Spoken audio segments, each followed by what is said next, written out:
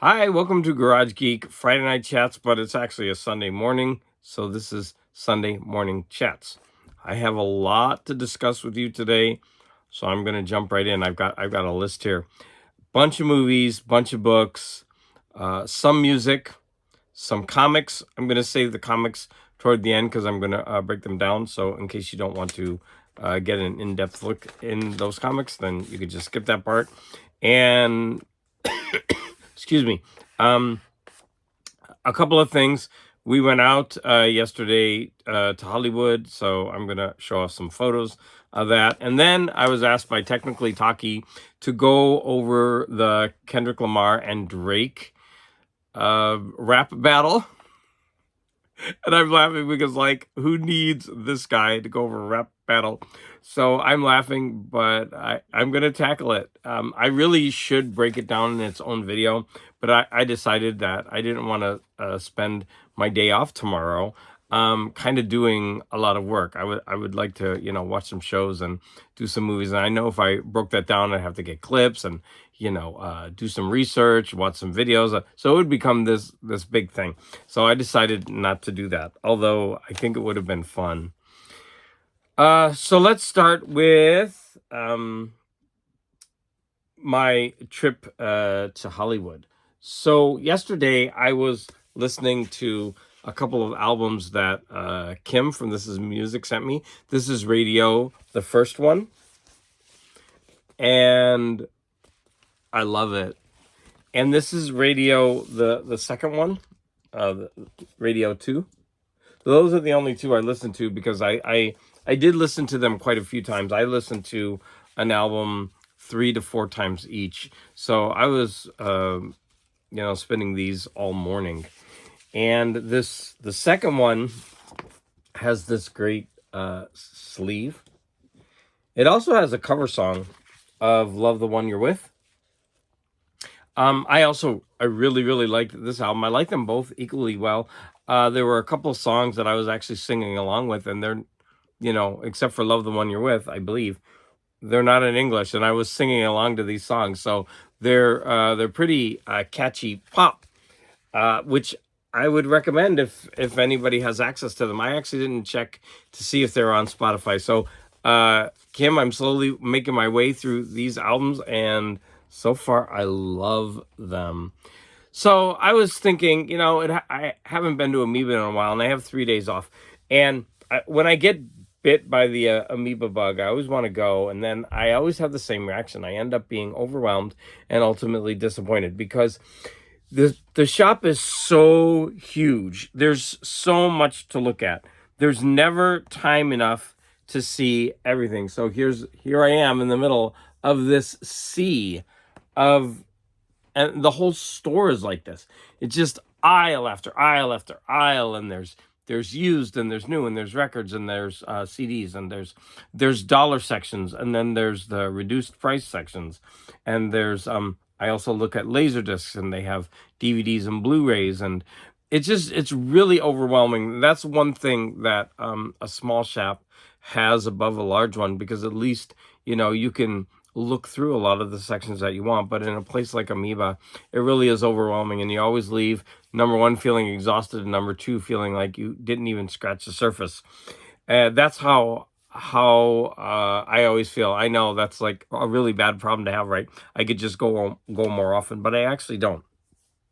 So here I am in Hollywood. You could see the Walk of Fame there, and there I am standing in front of Amoeba Music. Now, this isn't the original location. This is a newer location. It's not as nice. And that's in front of the Pantages Theater. And there I'm holding my Funko and Amoeba bag. There we are in front of the Funko. Well, I am in front of the Funko store. And you can see the Hollywood Walk of Fame there with my Funko bag. I'm going to show you what I bought in Funko. Oh, there's afterwards we went to a place for Chinese. We were just driving, and we were looking for someplace, and we found this. This place was pretty packed because it was in Hollywood, but there happened to be one parking spot in the parking lot, and it was for a compact car, and I was able to fit in. So we were lucky that we were able to go, and the food was really, really good. And let's see if I have any other pictures from this. Oh yeah, here I am looking quite dour. I said to my husband later, you got to tell me to smile, because someone else when I was taking pictures says, you have to smile and it's so easy. And I don't know why when I take photos I just don't smile. So there I am looking quite dour, like the world ended or something. But there I am that's in the Funko store. So the Funko store is really fun because it has these. It's actually like a theme park going through that store, because they have these giant Funkos, and the store is huge, and they have all these different sections. Like they have a Harry Potter section, a Star Wars section, a Disney section, Marvel Comics section, DC Comics section. Oh, the DC Comics one has the Justice League. It's so nice. If anybody want to see those, I have tons of pictures of that. I've been there a million times. So anyways, we went to Amoeba and the Funko Pop store, and my husband got 2 Funkos. I didn't want to spend a lot on Funkos. I wanted to spend my money in Amoeba, so I didn't buy any, but there were a bunch that I wanted. But he saw a Smurfs collection. There were 4. There are 4 Smurfs, and they are Smurfette, Vanity Smurf, Grouchy Smurf, and Handy Smurf. So there was no Gargamel. So he wanted Smurfette. I told him I was going to buy 2 of them for his birthday, so we bought 2. He picked these 2 of the 4, and Grouchy. So I'm going to have to go ahead and wrap those up. So here's the Funko bag. But like I said, they had so many nice Funkos that I actually wanted myself. They had a Wizard of Oz collection, and there were 6 in that set. And I definitely wanted 5. Glinda the Good Witch was the 6th one. I could take that one or leave it, but all the rest I want, and so I don't know if I'm going to actually get them. Like, I don't have the space for them, but who cares? With a collector, you don't worry about the space. You just worry about getting them and then piling them everywhere. So that doesn't matter. So that was what we bought at Funko. Now at Amoeba, Frank, my husband, wanted this. I mean, like, yeah, it's Madonna, and she's, wearing a Princess Leia bikini or whatever that is. And so, yeah, $10. There you go. That's what he wanted. So he got it. And we got a bag of goodies. And we actually ended up spending about the same on music, although let me put my iPad somewhere where it's not going to get smashed, I hope. He actually bought more than I did. That's okay. So we'll show you, I'll show you the singles first. I bought 1 CD, and I'm into these paper sleeves, and I found this one for $5, and it's Mel Torme, these CD replicas, and it's Mel Torme. Mel Torme Goes South of the Border with Billy May, and I started listening to it, and I know I've heard Mel Torme's voice before, but wow, he's good. He's a good vocalist. And these are all Spanish songs that are sung in English, and I'm actually digging it. It's really good. Now, I'm a little bit jaded because South of the Border was sung by Chris Isaak, and it's on one of my favorite albums, and I think he kills it. And so when I heard, he's like ruined that song for me forever, because nobody can do it as well as Chris Isaak. So Mel Torme tries to do South of the Border on this one. He does a great job, but you're not beating Chris. Sorry. Anyways, for a random buy in these paper sleeves, which I love, I'm glad that I got this. It was worth the $5. We got a bunch of singles. Actually, he did. And he actually found one for me. He held this up. He's like, "Do you want it?" And I was like, "Hell yeah!" So it's Sinead O'Connor's Mandinka. Now, the only problem with it is it's got a slight bend. I don't know if you could see that. So it's got a bend there. But I didn't care. So this is it's Sinead O'Connor. Oh my God, I didn't even know it's a gatefold sleeve. I just found that out. Yeah, so it's a single. And that one was $4. Made in the UK. Yeah, so cool. So I'm hoping some way I could get to like unbend that. Now the other ones were they are my husband's. He picked them out, so I will show you the kind of trash. I mean, the kind of music he picks. So he picked Sapphire. Boy, I've been told. Look at her. And the club edit and the B-side is also, that was $1.95. That was Sapphire. And he got Bananarama Venus. And this one was $1.99. Venus and White Train. That's actually pretty cool back. This is another Sapphire. Oh, I guess it's Sapphire. Sapphire. Sapphire. To me, that looks like Sapphire, but it must be Sapphire. I mean, Sapphire. Thinking of You. I have no idea who this is, but he does. Thinking of You and Let Me Be the One. He likes freestyle, so it could be that. I don't know. So those were the singles that we bought. I mean, mine is way better than all his put together. Sorry, Frank. And then the albums that we got. I don't like when he buys albums that don't have pictures on them, and he buys them a lot. So every time he buys those, like this one, I don't like it because it doesn't have a picture on the sleeve. But this one is Jean-Michel Jarre, and he loves the Rendezvous song. So he's got a long, there's like a 6-minute version of the fourth Rendezvous. And then there's a 4-minute version of the fourth Rendezvous, and then a song called Moon Machine. I bought this one. It's a brand new album by Ray Conniff called Latin Rock, and it was $5. And it's brand new. It's not like an old album. It's an album that was reprinted. And for $5, I thought, why not? I mean, and the cover's yellow. I mean, look at that fun cover. So I thought that was worth the money. Then he bought this Taylor Dane 7. These are, I don't know what you would call. They're singles. So Taylor Dane, I'll Wait. And yeah, it's like 4 sides of these mixes. But this is cool because, well, it's a little bit thing, but it's got this gatefold. If you like Taylor Dane in a short skirt. I don't know if he likes her in a short skirt, but he wanted this. So maybe there's something about him I didn't know. That was $4. He bought this one I like. This Bonnie Tyler. This one was also $4. Here She Comes. I don't mind these. I like these sleeves with them.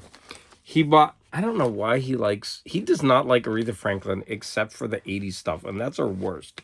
And he bought Who's Zoomin' Who. That is such a bad song. Who's Zoomin' Who? And this one has the dance mix, the dub mix, the radio mix, and the acapella mix. That's 4 mixes too many of Who's Zoomin' Who. I don't know. Kind of a nice sleeve. He bought Donna Summer. She works hard for the money. And this is like the cheapest kind of sleeve ever. But this one was $3. Oh, it's an import. It feels like it because it's just not the kind that you like. It's so different from the kind we have in the US. I guess this one is from Mexico because I see it it's got Spanish written here. I'm just assuming it's from Mexico because that would be the closest place that speaks Spanish.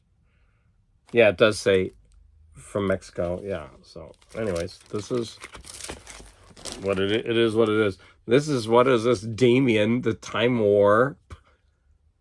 Oh, Lord. Is it the Time Warp from Rocky Horror Picture Show? And what's that? I don't know what's going on with this. I'm scared. Maybe it's the Time Warp from that. I'm actually going to have to listen to that one. Now, these are the kind I don't like. Like this one, Natalie Brown, Torn, the dance mixes. Like, I don't like them without sleeves like that.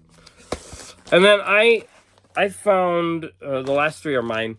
I found this, a singer, I don't know her, Nancy Ames, but they were in gorgeous condition. This one was $3. And I just thought the sleeve was cool. And the songs, many of them I know, like Let It Be Me.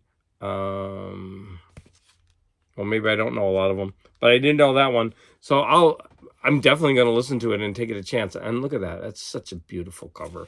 And I found another one of hers, also for $2.99. This is The Girl That Is, Nancy Ames. And that one was also $3. I mean, look at the gorgeous cover. Almost, I would say, for me, that's mint condition. And yeah, this one also has some songs I know. Like this one, I think is based on some Spanish.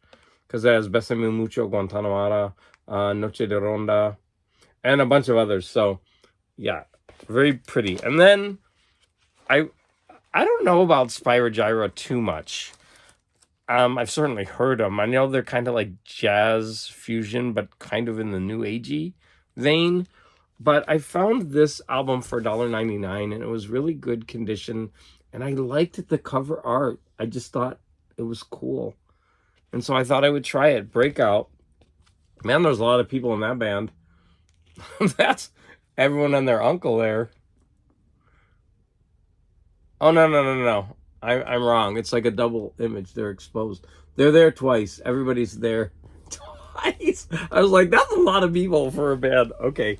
So, Spyro Gyra. Who knows? Maybe it'll be fun. But look at that gorgeous piece of work.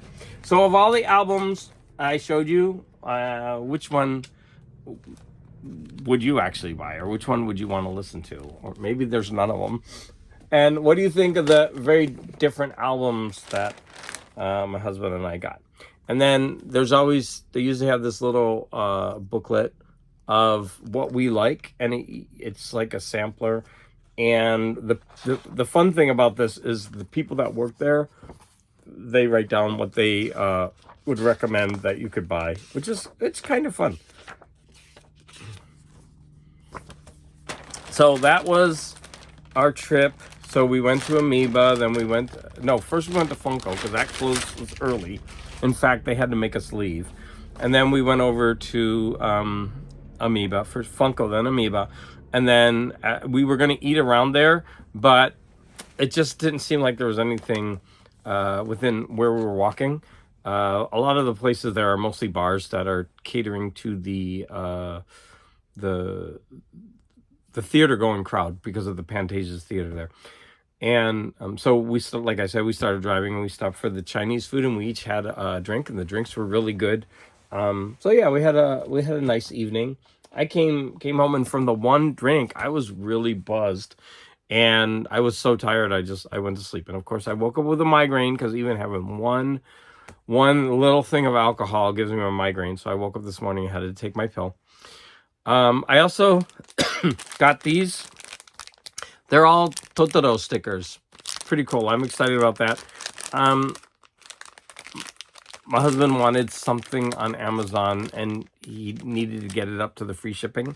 And so I just looked at something really cheap that I had on my list, and that were these Totoro Studio Ghibli stickers. And we threw that in the list to get the price up. Okay, I'm kind of rambling, and I haven't even... It's 20 minutes. I haven't even gotten to the veggie meat of my my lesson right now. I got to talk to you about movies, books, comics, music. Oh, my Lord. Kendrick versus Drake. Oh, my gosh. I'm just kind of like thinking I'm never going to get this done. I should probably just stop this and make another video. Okay, let me grab my thing. We'll go over the movies first. Quite a few of them here. All right. Let me get to my photos. Here we go. So the first one my husband picked, it's called Monster. And Monster, I believe, is an Indonesian movie. I could be wrong. And it's about these two young brother and sister who are kidnapped. And they are being held in a house where they brutalize children and they murder them. And you kind of see what's happening, because this guy kidnaps this boy, and the sister inadvertently gets brought along, and she's kind of ignored. And she's like, he knocks her out and throws her in the car, and then locks the car, but she's able to get out. And she's going throughout the house trying to get the brother out without being found. And the first half of this movie is pretty fascinating as she's going through the house and seeing what they're actually doing and discovering and then trying to get the kid out.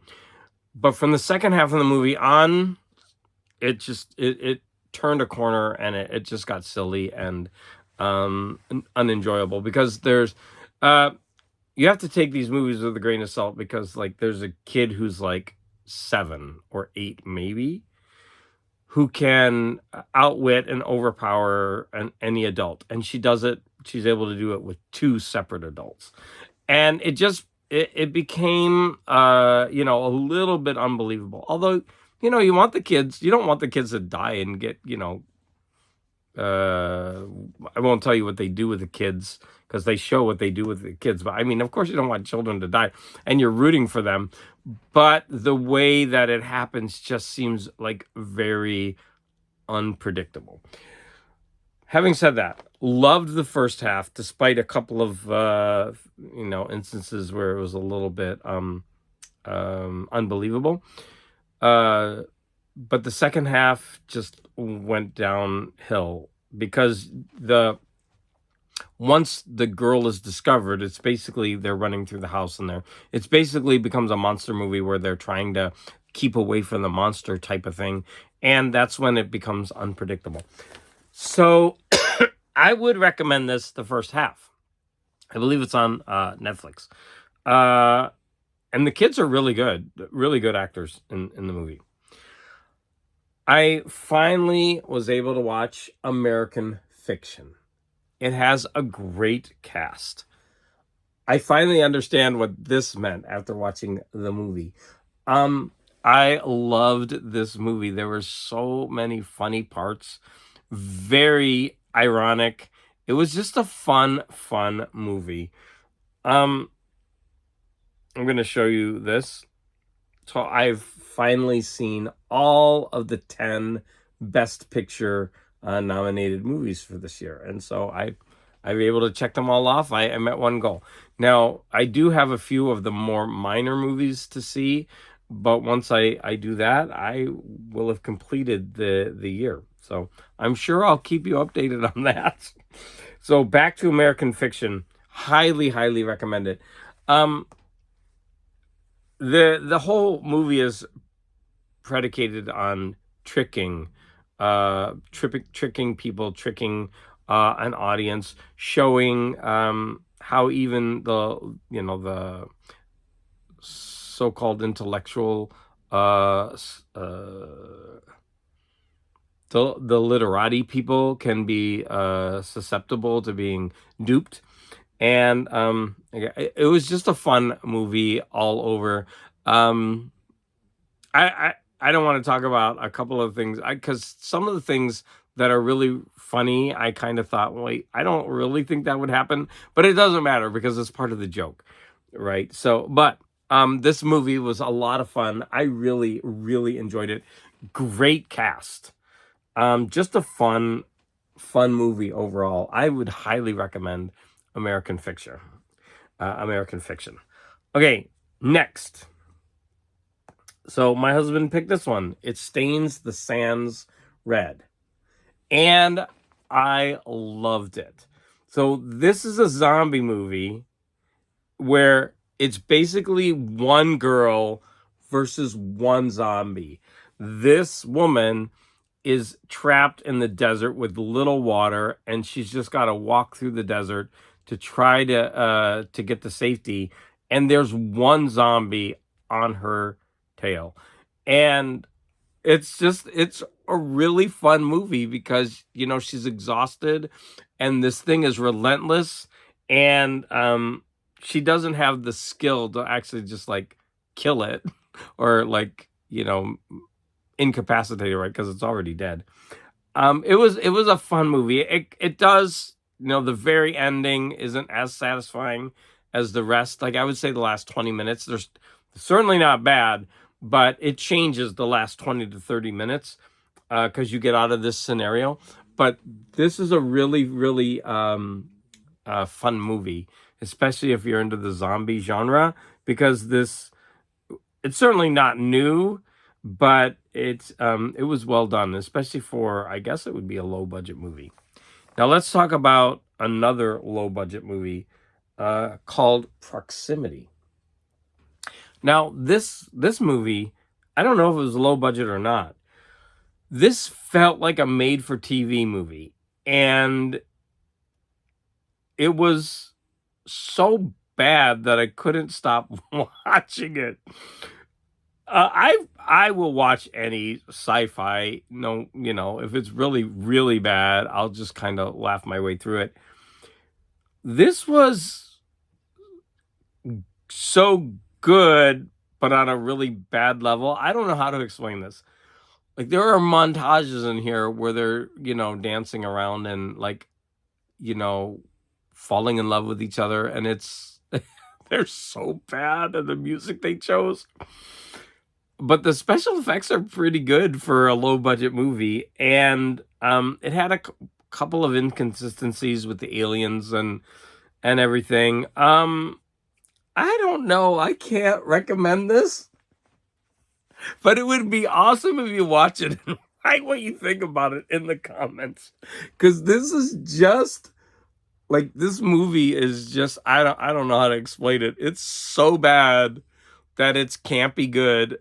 So, yeah, I would just say watch Proximity just to tell me what you think. I can't recommend it though. Next one, Billy and Molly. How could you say no to that face?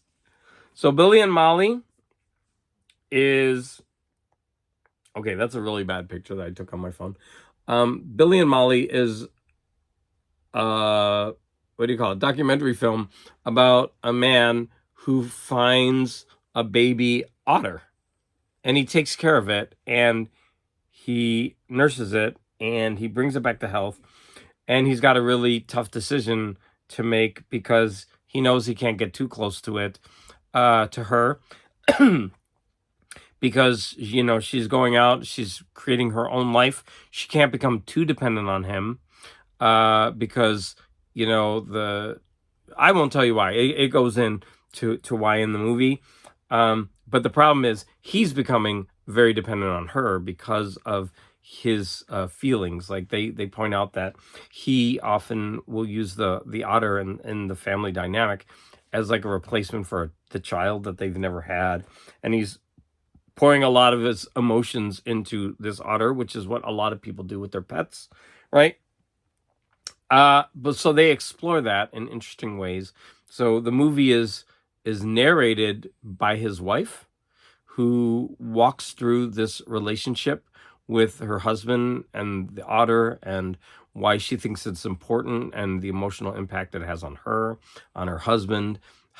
Even she talks about the emotional impact it has on the otter. It's a really really fun documentary, and the cinematography in this documentary was so gorgeous. I wanted to be where they live, even in the winter, with the waves smashing. The way that they filmed it was gorgeous, and you knew it was not living in those conditions would not be fun. But the way it was filmed, this movie was gorgeously filmed for a documentary. I loved it. Billy and Molly is highly recommended. Is it going to be the best documentary you've ever watched? No, but it's just got so many tender moments in it that yeah, you should watch it. Billy and Molly. And let me go back to the otter's face so that we can end with with that. So cute. All right, and I have one final movie to discuss, and that's going to be the tragedy that is Atlas. So Netflix, a new Netflix movie called Atlas, starring J Lo and Simu Liu, sorry. And the funny thing is, this actor, I don't know his name. He was nominated for Best Supporting Actor in American Fiction, which I had just seen, and then I saw him in this, and I was like, oh, well, it pays the bills, right? This movie was pretty bad. I didn't hate it. It was just my husband fell asleep, and I woke when he woke up. I was like, "Oh, you fell asleep," and he's like, "Yeah, they're just talking too much." And it's basically that J Lo is in a giant suit. Think Iron Man, but it's more spacious, right? So she's in this suit. She's trapped in the suit. I can't get this picture to blow up. There it is. It's a really bad picture. She's in that suit, and it's basically her talking to the suit for about half of the movie. And I didn't mind it. My husband and is like, this is all talk, no action. Now there's definitely some beautiful sci-fi scenes, backgrounds, spaceships flying. They have beautiful concepts of the Earth and this net around the Earth and how they go in and out of it. The planet that they go to is gorgeous. She's exploring it. There's a lot that's really interesting about this movie. But you're basically gonna watch J-Lo's face for about over an hour, and she's gotta convey all the acting and all of that. And I'm not gonna say she's a bad actress, but another actress could have done it better. Sorry, J-Lo. I did not hate this movie. I don't want to rag on it too much, but it's not a very good movie for the amount of money they must have spent on it. I can't recommend this movie unless you're a sci-fi fan. You should watch it. Definitely not recommended. So there were my movies. And you know what? This is 30 minutes already, and I still have to go through books, comics, some music, and the Kendrick Lamar rap battle. So I'm going to actually stop this, and I'm going to put out a part 2.